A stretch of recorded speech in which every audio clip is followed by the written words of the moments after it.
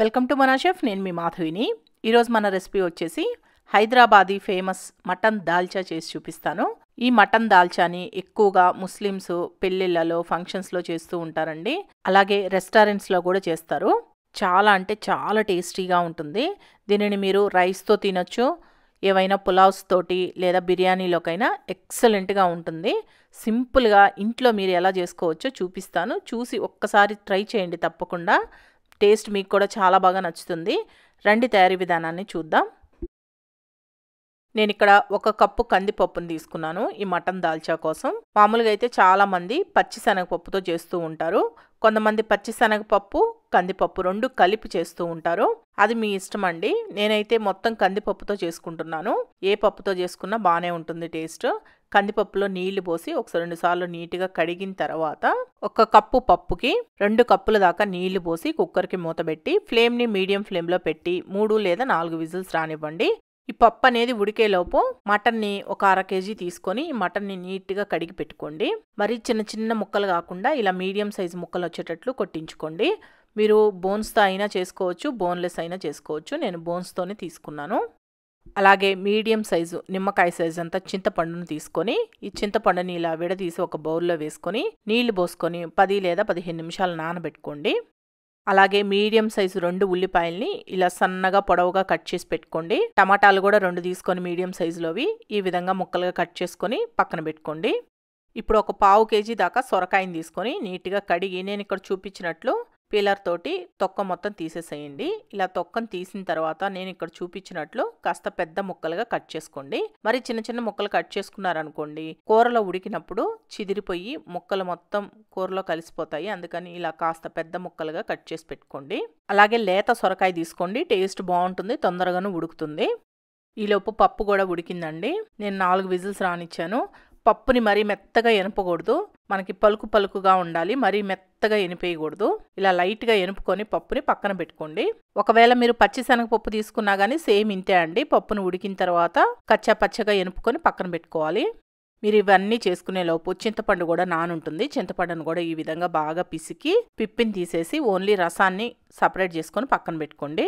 ఇప్పుడు మరొక కుక్కర్ని స్టవ్ పైన పెట్టుకొని దీంట్లో 2 టేబుల్ స్పూన్లు ఆయిల్, 2 టేబుల్ స్పూన్లు నెయ్యి వేసుకోండి. మీకు నెయ్యి వద్దనుకుంటే మొత్తం ఆయిల్తో అయినా చేసుకోవచ్చు, కానీ నెయ్యి వేసుకుంటే టేస్ట్ చాలా బాగుంటుంది. నేను ఇక్కడ కుక్కర్లో చేస్తున్నాను కదా, మీరు మామూలు పాత్రలో అయినా చేసుకోవచ్చు, కానీ మామూలు పాత్రలో చేస్తే మటన్ ఉడకడానికి చాలా టైం పడుతుంది కాబట్టి నేను కుక్కర్లో చేస్తున్నాను. ఈ నెయ్యి కరిగిన తర్వాత దీంట్లో ఒక 10 మిరియాలు, 2 బిర్యానీ ఆకులు, 1.5 ఇంచు చెక్క, 4 లవంగాలు, 3 యాలకులు, 1/2 టీ స్పూన్ సాజీరా వేసుకొని ఫస్ట్ ఈ మసాలా దినుసులను వేయించండి. ఈ మసాలా దినుసులు వేగిన తర్వాత దీంట్లో 3 ఎండుమిరపకాయలు, మనం ముందుగా కట్ చేసి పెట్టుకున్న ఉల్లిపాయ ముక్కలు కూడా వేసి ఫ్లేమ్ని మీడియం ఫ్లేమ్లో పెట్టి ఈ ఉల్లిపాయ ముక్కలు లైట్గా కలర్ మారేంత వరకు వేయించండి. ఇప్పుడు ఉల్లిపాయ ముక్కలు వేగాయి కదా, ఈ కలర్ వచ్చేంత వరకు వేగిన తర్వాత దీంట్లో 1.5 టేబుల్ స్పూన్ అల్లం వెల్లుల్లి పేస్ట్ వేసుకొని అల్లం వెల్లుల్లి పేస్ట్ అనేది పచ్చి వాసన పోయేంత వరకు వేయించండి. అల్లం వెల్లుల్లి పేస్ట్ ఫ్రెష్గా ఉన్నది వేసుకోండి, టేస్ట్ బాగుంటుంది. ఇప్పుడు అల్లం వెల్లుల్లి పేస్ట్ కూడా వేగిన తర్వాత దీంట్లో మనం ముందుగా కట్ చేసుకున్న టమాటా ముక్కలు కూడా వేసుకొని ఈ టమాటా ముక్కలు మెత్తగా అయ్యేంత వరకు వేయించండి. ఈ టమాటా ముక్కలు వేగేటప్పుడే దీంట్లోనే 1 టీ స్పూన్ ఉప్పు, 1/2 టీ స్పూన్ పసుపు కూడా వేసుకొని వేయించుకోండి. ఉప్పు వేయడం వల్ల టమాటా ముక్కలు తొందరగా మెత్తగా మగ్గిపోతాయి. ఇప్పుడు చూడండి, టమాటా ముక్కలు మెత్తగా మగ్గాయి కదా. ఇలా మగ్గిన తర్వాత ఇప్పుడు మనం ముందుగా శుభ్రం చేసి పెట్టుకున్న ఈ మటన్ని వేసుకొని దీంట్లోనే 1 టేబుల్ స్పూన్ ధనియాల పొడి, 2 టేబుల్ స్పూన్లు కారం వేస్తున్నాను. కొద్దిగా స్పైసీగానే వేసుకుంటున్నాను నేను. మీకు అంత కారం వద్దనుకుంటే ఒక 1/2 టేబుల్ స్పూన్ కారం తగ్గించుకోండి, సరిపోతుంది. దీంట్లోనే 1 టీ స్పూన్ గరం మసాలా పొడి కూడా వేసుకొని మొత్తం బాగా కలిసేటట్టు కలుపుతూ బాగా ఫ్రై చేయండి. మటన్లో నుంచి మీకు నీళ్లు ఊరతాయి. ఆ నీళ్లు మొత్తం ఇంకిపోయి ఆయిల్ సపరేట్ అవ్వాలి. అలా వచ్చేంత వరకు వేయించుకోండి. ఫ్లేమ్ని లో టు మీడియంలో పెట్టి ఇలా కలుపుతూ వేయించండి. ఈ ఉప్పు కారాలు అనేవి మటన్కి బాగా పడతాయి. ఇప్పుడు చూడండి, ఈ విధంగా ఆయిల్ సపరేట్ అయ్యేంత వరకు వేయించాలి. ఇలా వేగిన తర్వాత ఇప్పుడు దీంట్లో 2 కప్పుల దాకా నీళ్లు పోసుకొని ఒకసారి మొత్తం కలుపుకొని కుక్కర్కి మూత పెట్టేసి ఫ్లేమ్ని మీడియం ఫ్లేమ్లో పెట్టి 5 లేదా 6 విజిల్స్ రానివ్వండి. మటన్ అనేది మనకి మెత్తగా ఉడకాలి, అలా వచ్చేంత వరకు ఉడికించాలి. లేత మటన్ అయితే తొందరగా ఉడుకుతుంది, అదే ముదురు మటన్ అయితే ఇంకొక విజిల్ ఎక్స్ట్రా రానివ్వాల్సి ఉంటుంది మీరు. ఇప్పుడు చూడండి మూత తీసి చూపిస్తున్నాను. నేను 6 విజిల్స్ రానిచ్చానండి. 6 విజిల్స్ తర్వాత నాకు మటన్ అనేది ఈ విధంగా ఉడికింది. లైట్‌గా పలుకున్నా పర్వాలేదు. తర్వాత మళ్ళీ మనం ఉడికిస్తాం కాబట్టి అప్పుడు ఉడికిపోతుంది. ఈ మటన్ ముక్కలనేవి ఈ విధంగా ఉడికిన తర్వాత ఇప్పుడు మనం ముందుగా కట్ చేసి పెట్టుకున్న సొరకాయ ముక్కలు వేసుకొని దీంట్లోనే మరొక కప్పు దాకా నీళ్లు పోసుకొని ఫ్లేమ్‌ని మీడియం ఫ్లేమ్‌లో పెట్టి మూత పెట్టి ఉడికించండి. సొరకాయ ముక్కలు కొద్దిగా ఉడికిన తర్వాత మనం పప్పుని వేసుకొని ఉడికించుకుందాం. ఇప్పుడు సొరకాయ ముక్కలు కొద్దిగా ఉడికాయండి. ఒక పావు భాగం వరకు ఉడికితే సరిపోతుంది. మిగతాది మనం పప్పు వేసుకున్నప్పుడు ఉడుకుతుంది. ఇలా ఉడికిన తర్వాత ఇప్పుడు ముందుగా మనం ఎనిపి పెట్టుకున్న పప్పు మొత్తాన్ని వేసుకొని దీంట్లోనే మనం ముందుగా పక్కన తీసి పెట్టుకున్న చింతపండు రసాన్ని కూడా పోసుకొని ఒక 3 పచ్చిమిరపకాయలకి ఘాట్లు పెట్టి వేసుకోండి. అలాగే కొద్దిగా కొత్తిమీరను కూడా సన్నగా కట్ చేసి వేసి దీంట్లోనే మీ రుచికి సరిపడా సాల్ట్ కూడా వేసుకొని ఒకసారి మొత్తం బాగా కలుపుకొని ఫ్లేమ్‌ని లో టు మీడియంలో పెట్టి బాగా ఉడకనివ్వండి. సన్న మంట మీద బాగా ఉడకాలి.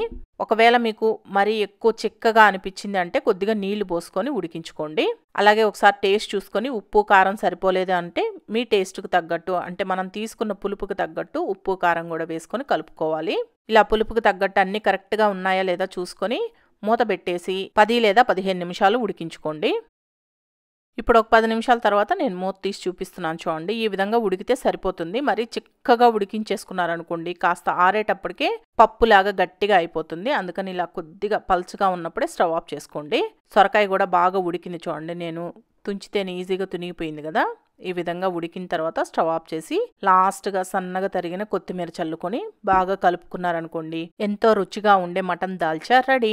మీకు ఇంకా మంచి ఫ్లేవర్ తోటి రెస్టారెంట్లో లాగా టేస్ట్ రావాలి అంటే ఒక 2 టేబుల్ స్పూన్ల ఆయిల్ని బాగా కాగనివ్వండి. కాగిన తర్వాత ఒక teaspoon Kashmiri red chilli పౌడర్ని ఆయిల్లో వేసి బాగా కలిపి వెంటనే ఆయిల్ని ఈ కూరలో వేసి కలిపేశారనుకోండి మీకు రెస్టారెంట్ ఫ్లేవర్ తోటి చాలా బాగుంటుంది. అదొక మంచి ఫ్లేవర్ తోటి సూపర్ ఉంటుంది. ఒక్కసారి ఈ టిప్ కూడా ఫాలో అవ్వండి. మరి చూసారు కదా మటన్ దాల్చా ఎలా చేసుకోవచ్చో. ఇది రైసు ఏవైనా పులావ్స్లోకి బిర్యానీలోకి దేంట్లో తిన్నా ఎక్సలెంట్గా ఉంటుంది.